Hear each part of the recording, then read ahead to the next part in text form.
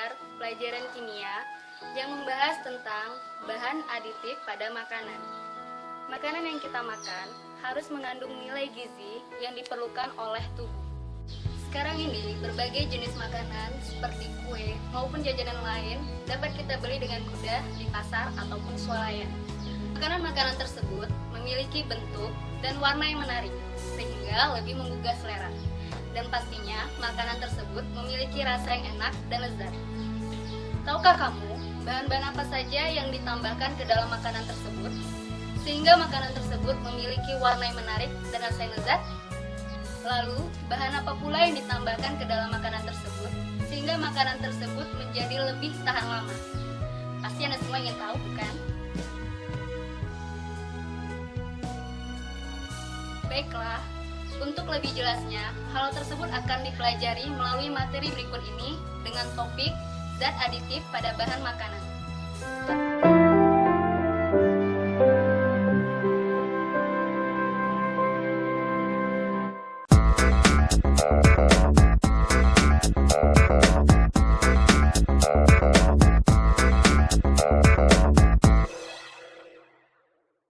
Bahan pewarna.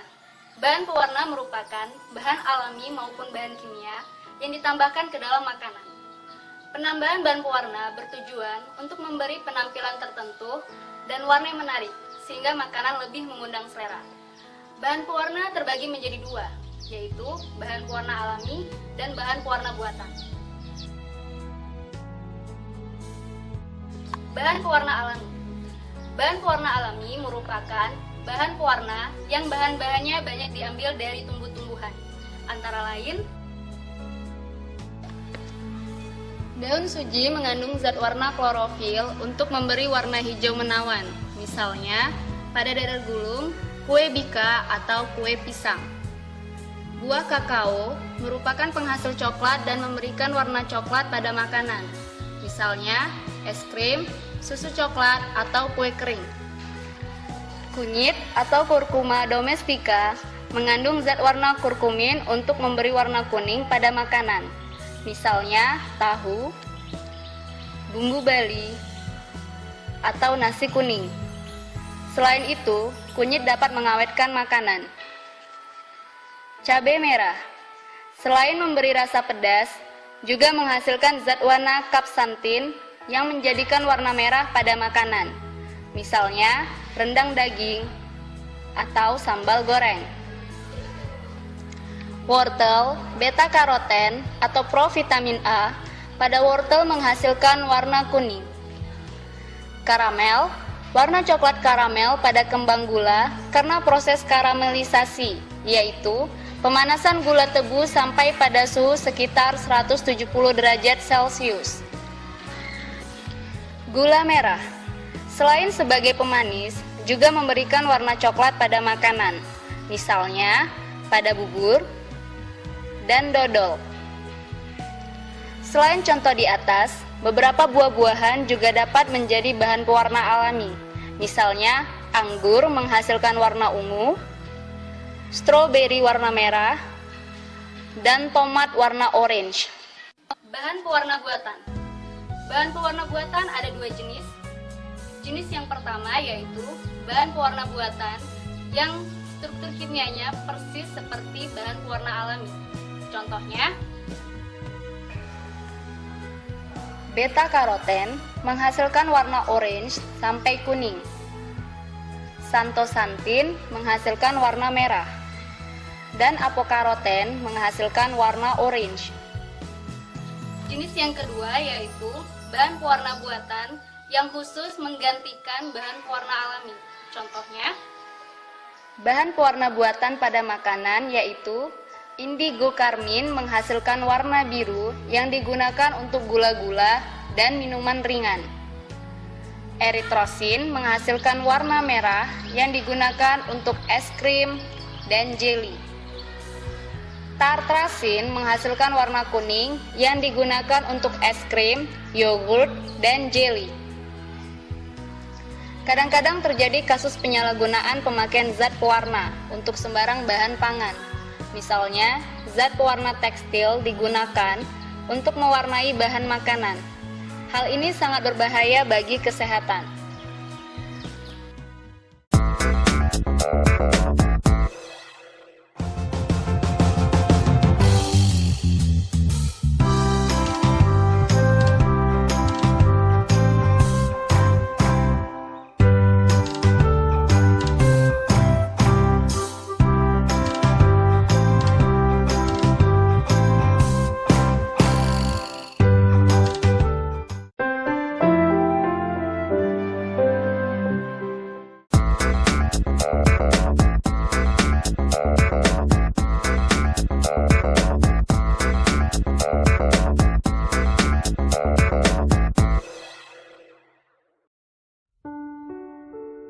Kamu tentu menyukai permen atau kembang gula, bukan?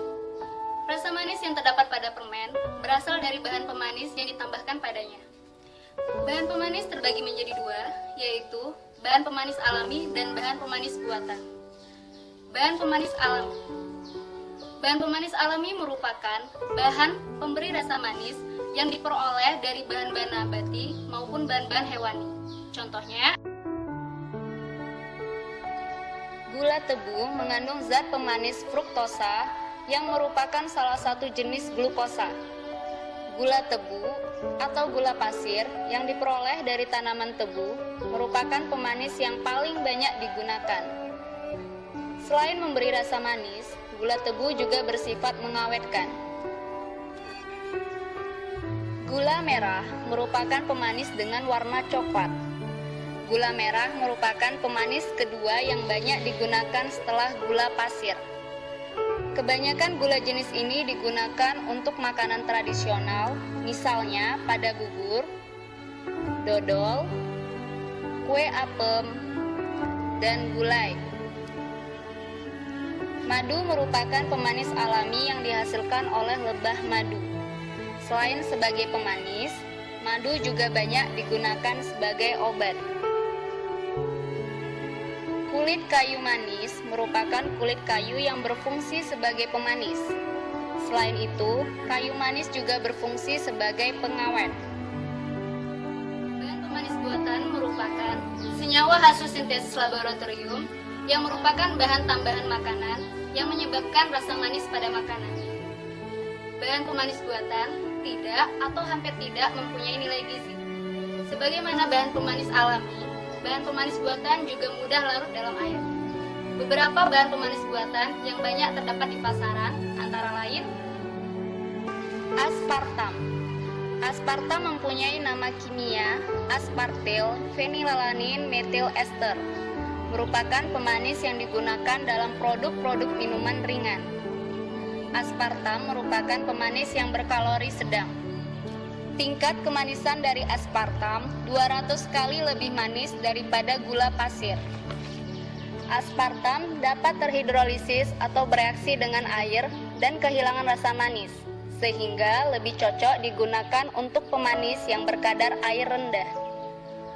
Sakarin. Sakarin merupakan pemanis buatan yang paling tua. Tingkat kemanisan sakarin kurang lebih 300 kali lebih manis dibandingkan gula pasir. Namun, jika penambahan sakarin terlalu banyak, justru menimbulkan rasa pahit dan getir.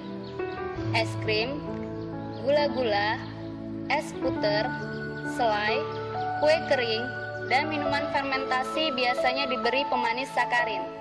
Sakarin sangat populer digunakan dalam industri makanan dan minuman karena harganya yang murah. Namun, penggunaan sakarin tidak boleh melampaui batas maksimal yang ditetapkan, karena bersifat karsogenik atau dapat memicu timbulnya kanker. Dalam setiap kilogram bahan makanan, kadar sakarin yang diperbolehkan adalah 50-300 mg.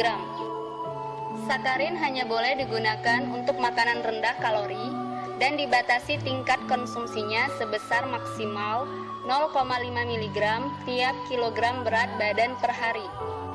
Siklamat. Siklamat terdapat dalam bentuk kalsium dan natrium siklamat dengan tingkat kemanisan yang dihasilkan kurang lebih 30 kali lebih manis daripada gula pasir. Makanan dan minuman yang sering dijumpai mengandung siklamat antara lain es krim, es puter, selai, saus, es lilin, dan berbagai minuman fermentasi.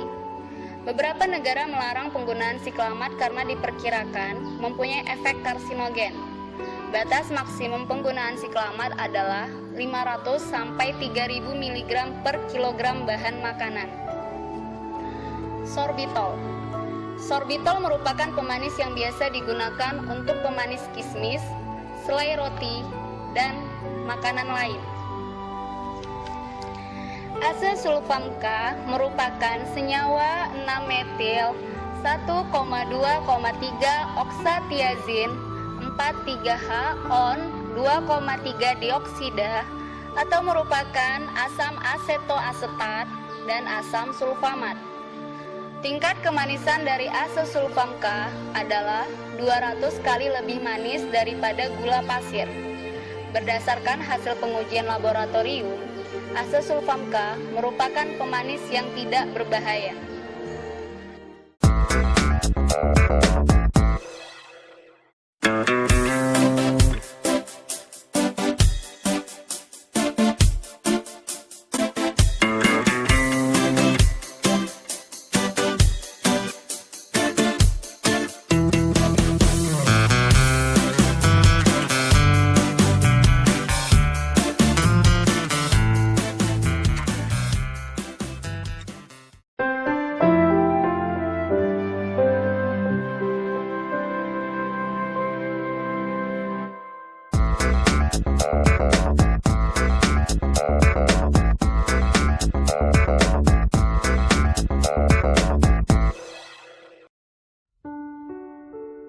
Kamu tentu menyukai mie instan, bukan?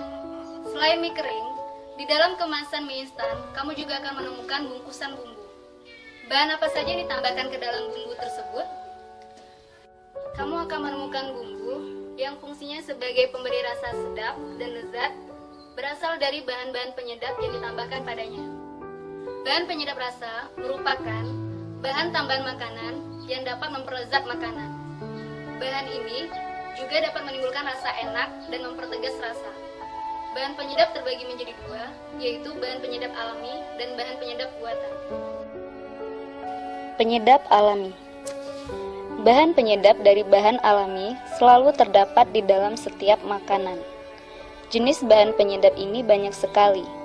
Biasanya bahan-bahan ini dicampurkan bersama-sama sebagai bumbu makanan. Beberapa di antaranya adalah bawang. Bawang merupakan pemberi rasa sedap alami yang paling banyak digunakan. Merica memberi aroma segar dan rasa pedas yang khas. Terasi. Terasi merupakan zat cita rasa alami yang dihasilkan dari bubuk ikan dan udang kecil yang dibumbui sedemikian rupa sehingga memberi rasa sedap yang khas. Daun salam memberi rasa sedap pada makanan. Jahe memberi aroma harum dan rasa pedas khas jahe. Cabai memberi rasa sedap dan pedas pada setiap masakan. Daun pandan memberi rasa dan aroma sedap dan wangi pada makanan. Kayu manis selain memberi rasa manis dan mengawetkan, juga memberi aroma harum khas kayu manis.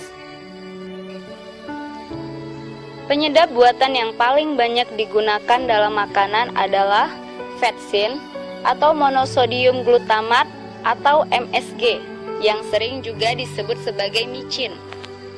MSG tidak berbau dan rasanya merupakan campuran rasa manis dan asin yang gurih. Mengkonsumsi MSG secara berlebihan akan menyebabkan timbulnya gejala-gejala yang dikenal sebagai Chinese Restaurant Syndrome. Tanda-tandanya antara lain yaitu munculnya berbagai keluhan seperti pusing kepala, sesak napas, wajah berkeringat, kesemutan pada bagian leher, rahang, dan punggung.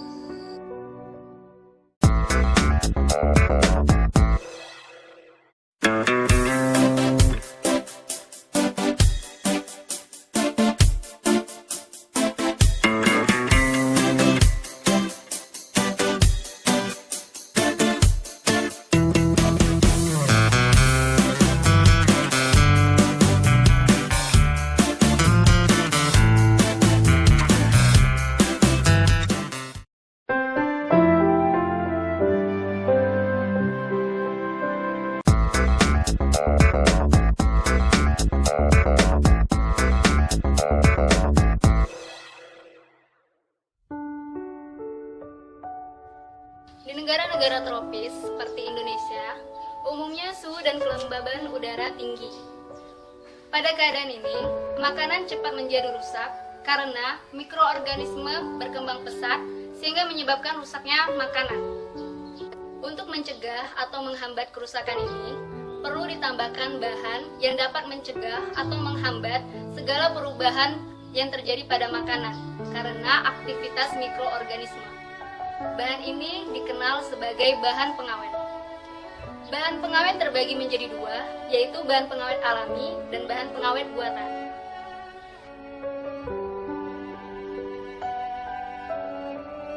Pengawet alami.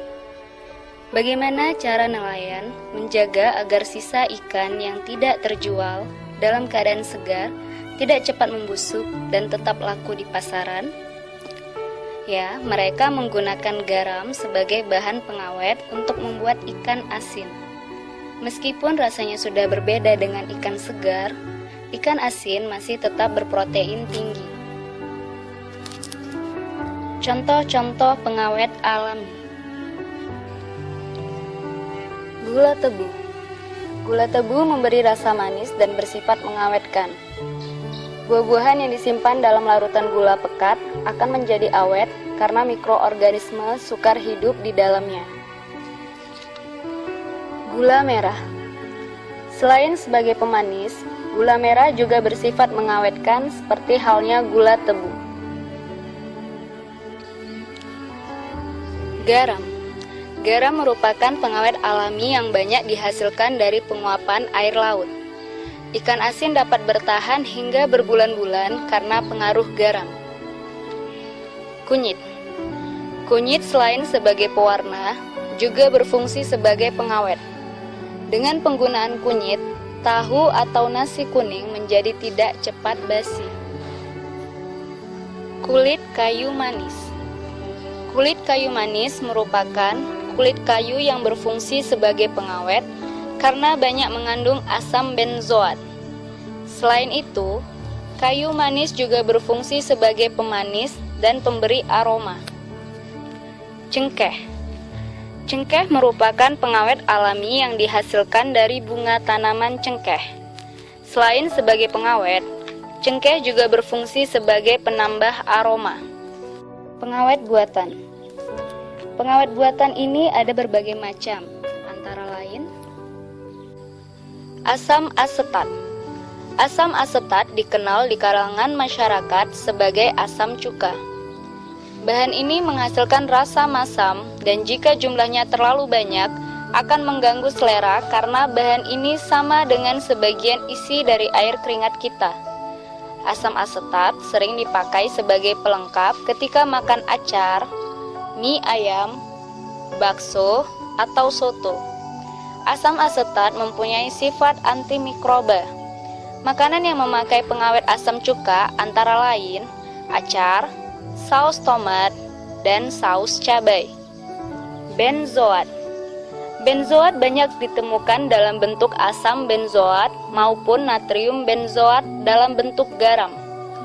Berbagai jenis soft drink atau minuman ringan, sari buah, nata de coco, kecap, saus, selai, dan agar-agar diawetkan dengan menggunakan bahan jenis ini.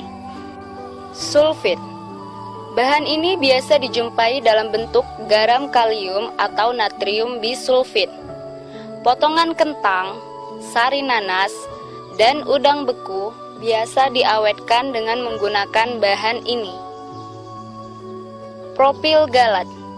Digunakan dalam produk makanan yang mengandung minyak atau lemak dan permen karet, serta untuk memperlambat ketengikan pada sosis. Propil galat juga dapat digunakan sebagai antioksidan. Propianat. Jenis bahan pengawet propianat yang sering digunakan adalah asam propianat dan garam kalium atau natrium propianat.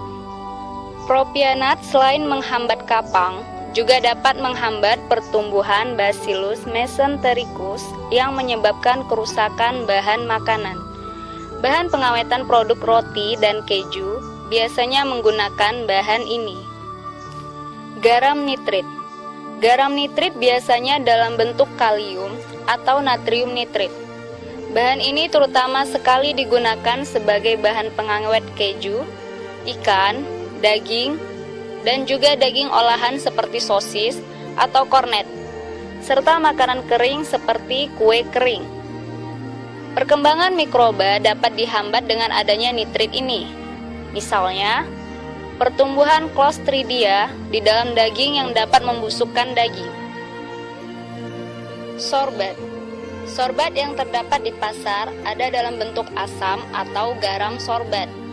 Sorbat sering digunakan dalam pengawetan margarin, sari buah, keju, anggur, dan acar.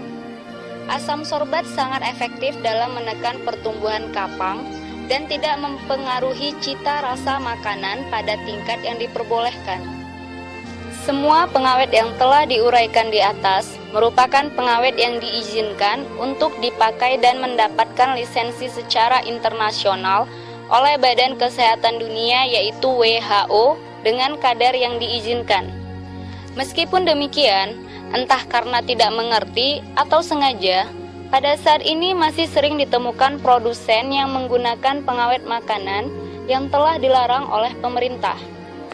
Pengawet yang telah dilarang tetapi masih sering digunakan diantaranya adalah boraks atau natrium tetraborat dengan rumus kimia Na2B4O7-10H2O adalah senyawa yang biasa digunakan sebagai bahan baku desinfektan, deterjen, cat, plastik, ataupun pembersih permukaan logam sehingga mudah disolder. Karena boraks bersifat antiseptik dan pembunuh kuman, bahan ini sering digunakan untuk pengawet kosmetik dan kayu. Banyak ditemukan kasus boraks yang disalahgunakan adalah untuk pengawetan bakso, sosis, kerupuk jendar, mie basah, pisang molen, lemper, siomay, lontong, ketupat, dan pangsit. Formalin. Formalin adalah nama dagang untuk larutan yang mengandung 40% formaldehid dalam 60% air atau campuran air dan metanol yaitu jenis alkohol, bahan baku spiritus, sebagai pelarutnya. Formalin sering disalahgunakan untuk mengawetkan mie, tahu basah, bakso, dan ikan asin. Bahaya formalin. Penggunaan formalin pada makanan dapat menyebabkan keracunan. Gejalanya antara lain pusing, rasa terbakar pada tenggorokan, penurunan suhu badan, rasa gatal di dada, sukar menelan, sakit perut akut disertai muntah-muntah dan mencret berdarah. Formalin juga menyebabkan kerusakan sistem susunan saraf pusat serta gangguan peredaran darah. Konsumsi formalin pada dosis sangat tinggi dapat mengakibatkan kejang-kejang, kencing darah, dan muntah darah yang berakhir dengan kematian. Formalin juga bersifat karsinogenik, yaitu yang dapat memicu kanker.